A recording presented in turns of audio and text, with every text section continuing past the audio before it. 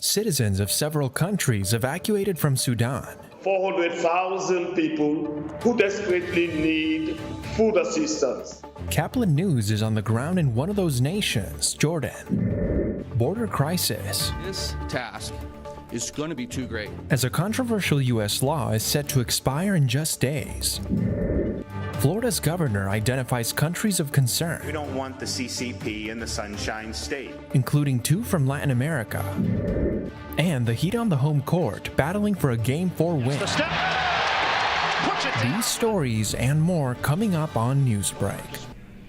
Hello, South Florida. I'm Hawa Ezel. And I'm Kenya Cardone. Today is Tuesday, May 9th of 2023. Live from the FIU Lee Kaplan School of Journalism and Media, this is SFMN Newsbreak. Crisis in Sudan, evacuations ordered, and some of those are from Jordan. An update as talks to end the violence continue. Kaplan News reporter Leanne Abu Tarbouche has the latest from Amman, Jordan. I'm here in Amman, Jordan, where over 660 people, including 85 Jordanians, have been evacuated from Sudan in the wake of an ongoing crisis. Now, pre-negotiations are set to take place in Jeddah on Saturday. The conflict in Sudan began as a power struggle between rival generals Abdel Fattah Burhan and Mohammed Hamdan Dagalo, and it has resulted in hundreds of deaths and forced over hundred thousands of people to flee across borders. Sudan is facing a severe food crisis that has impacted people's access to food and water. Before the conflict, approximately 1/3 of the population was already facing hunger, and the situation is worsening.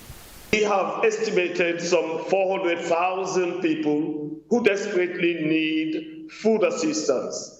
Although a tentative ceasefire has allowed foreign nations to evacuate their citizens from Sudan, the local population continues to face deteriorating conditions.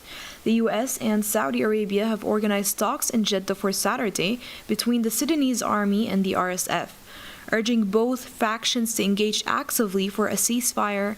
The conflict has forced international organizations such as the United Nations to provide aid to affected areas. However, the severe shortage of food has resulted in looting incidents. They've not only looted our food, but some of our trucks are gone. They've completely gone into our housing and destroyed that.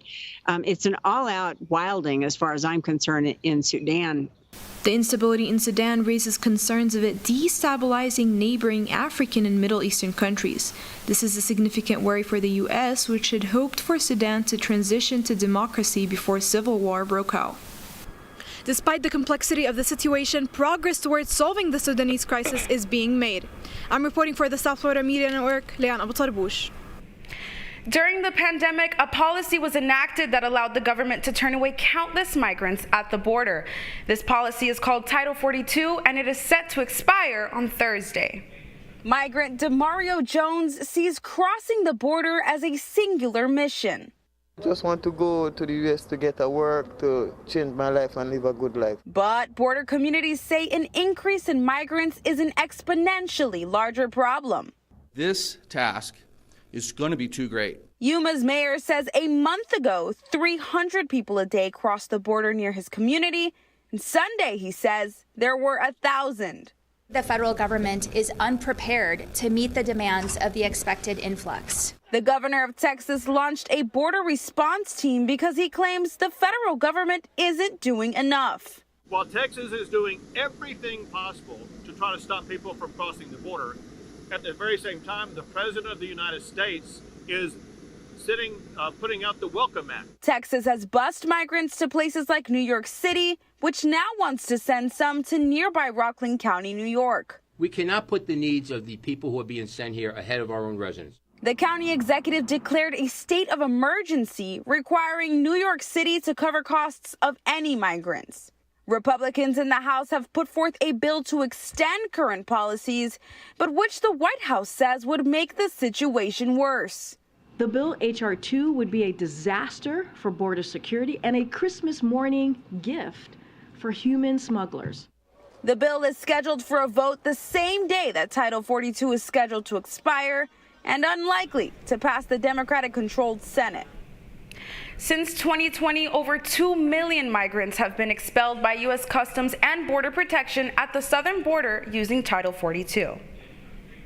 Florida Governor Ron DeSantis signed several bills yesterday aimed at limiting the influence of so-called countries of concern, including China and some Latin American countries. There are 3 key bills that were signed. One limits nations buying from land or land that is within 10 miles of critical infrastructure. Another law bans foreign-owned apps like TikTok from government networks. And the third piece of legislation prohibits state universities from accepting grants from certain countries. Today, Florida makes it very clear we don't want the CCP in the Sunshine State. We want to maintain this as the free state of Florida, and that's exactly what these bills are doing. The full list of countries of concern included the legislation are China, Iran, Venezuela, Cuba, and Syria. One man was hurt and another was killed following a vehicle crash near Orlando. Officials say a driver was speeding yesterday while heading on Wild Blackberry Trail and failed to negotiate a curve. He hit a mailbox, a tree, and a light pole before striking a pedestrian. The driver was rushed to the hospital and the pedestrian was pronounced dead on the scene. President Biden is meeting with all 4 congressional leaders today to discuss the looming debt ceiling crisis. The possible deadline is less than a month away, and while both sides remain split about how to move forward, senior Treasury officials reiterate dire warnings of economic chaos if the debt ceiling isn't lifted. More now from CNN's John Lawrence. The battle in the Beltway over the U.S.'s $31.4 trillion debt ceiling is like an unstoppable force heading toward an immovable object. Eventually, something's going to have to give. Neither side really is eager to see a default. So, they obviously have tough negotiations ahead. President Joe Biden and most Democratic lawmakers want the limit raised without any cuts. Well, there is no plan B. Our plan is for Congress to act to address the debt limit without conditions, just like they've done 78 times in the past. House Speaker Kevin McCarthy and most Republicans say they will boost the ceiling, but with some purse tightening. Look at the inflation rate now, 6 to 7% per month, year over year. This is just emptying out people's pockets. Biden, McCarthy, House Democratic leader Hakeem Jeffries, and Senators Chuck Schumer and Mitch McConnell are discussing the matter Tuesday. And the clock is ticking. Treasury Secretary Janet Yellen says the U.S. could default as soon as June 1st. I think in the end, if we're coming to the deadline and they're still at an impasse, my guess is that they'll find a way to extend the time limit and give themselves more time to talk. I'm John Lawrence reporting. White House economists and independent analysts have warned a potential default could result in major economic woes, including the plunging of the stock market and the loss of millions of jobs. Not everyone is a fan of the Oscars' new diversity guidelines. Actor Richard Dreyfuss said in an interview Friday that such rules, quote, make me vomit. Starting in 2024, movies must meet certain criteria for representation to be eligible for the Academy Award for Best Picture. The Jaws actor claimed he should not be forced to comply with the, quote, most current idea of what morality is. As the writers' strike in Hollywood enters its 8th day, President Biden is calling for studios to come up with a fair deal. The president made his comments yesterday during a White House screening to honor Asian American, Native Hawaiian, and Pacific Islander Heritage Month. He emphasized his desire to see the writers' strike get resolved. Nights like these are a reminder of the power of stories and the importance of treating storytellers with dignity, respect, and the value they deserve. I sincerely hope the writers' strike in Hollywood gets resolved and the writers are given a fair deal they deserve as soon as possible. The Writers Guild has signaled that the strike could last for months. President Biden has not indicated whether his administration will get involved in the labor talks.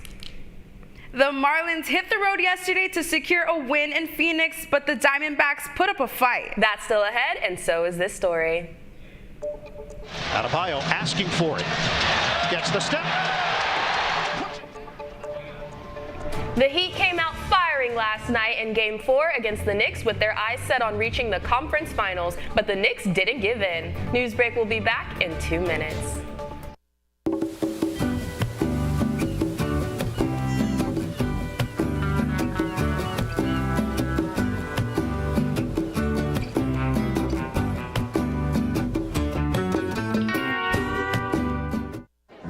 The black truck? Hey, Christina from accounting. Yeah, hi. Hey, I used to date a girl named Christina. Oh, really? Yeah, and then she dumped me for my best friend. You want to see some photos of them that I took? I don't. I thought we talked about this, buddy. Buzz and overshared again? Yeah. Yeah. I'm gonna call a car. That's a smart idea. So yeah, I know, that's why I did it. Hey, you're gonna get back to the top of the mountain. Does that mean I'm gonna get back with Christina? No. Oh. No.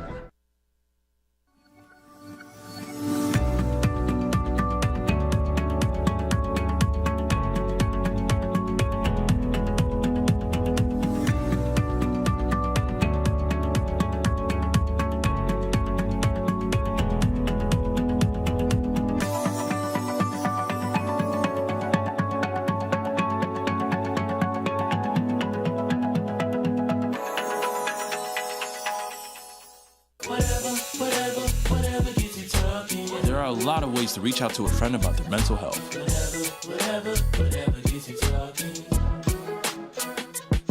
Learn how you can help at seizetheawkward.org. Bill is a family man. He invests his money wisely and provides a good life for his children. Just one problem. He often opens emails from senders he doesn't know, and his computer is not password protected. One day, Bill checked his bank account and 94% of malware attacks originate from emails. Don't be like Bill. Take your cybersecurity seriously.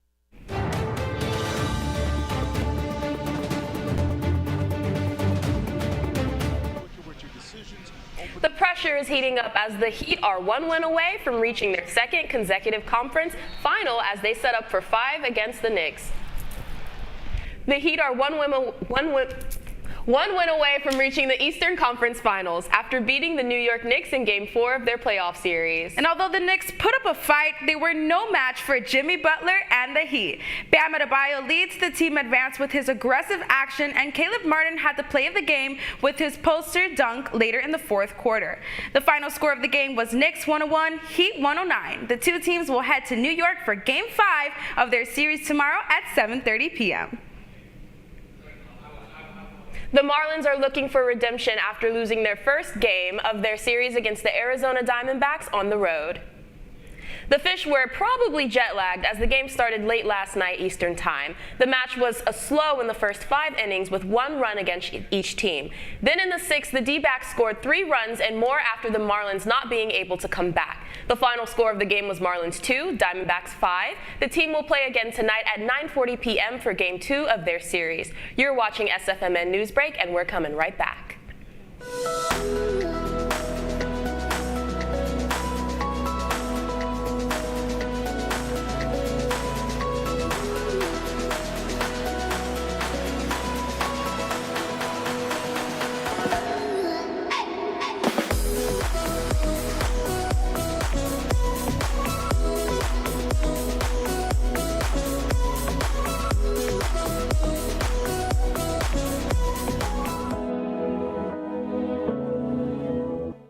Yo, Scott. Hey. I'm heading out, man. You want to ride? No, I got my car, but I actually really need to go to the bathroom. Oh, you know what? I was just in there. The line is like 10 people long. You know, I think I'll just...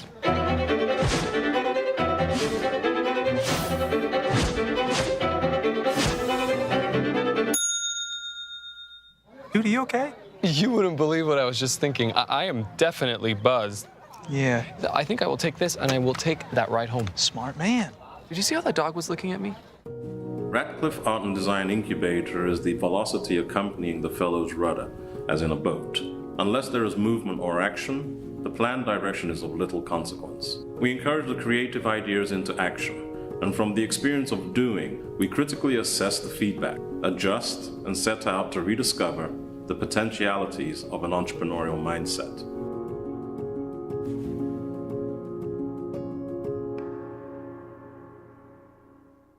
Stem is precise, no margin for error. Dare to forget that. Dare to have fun with it.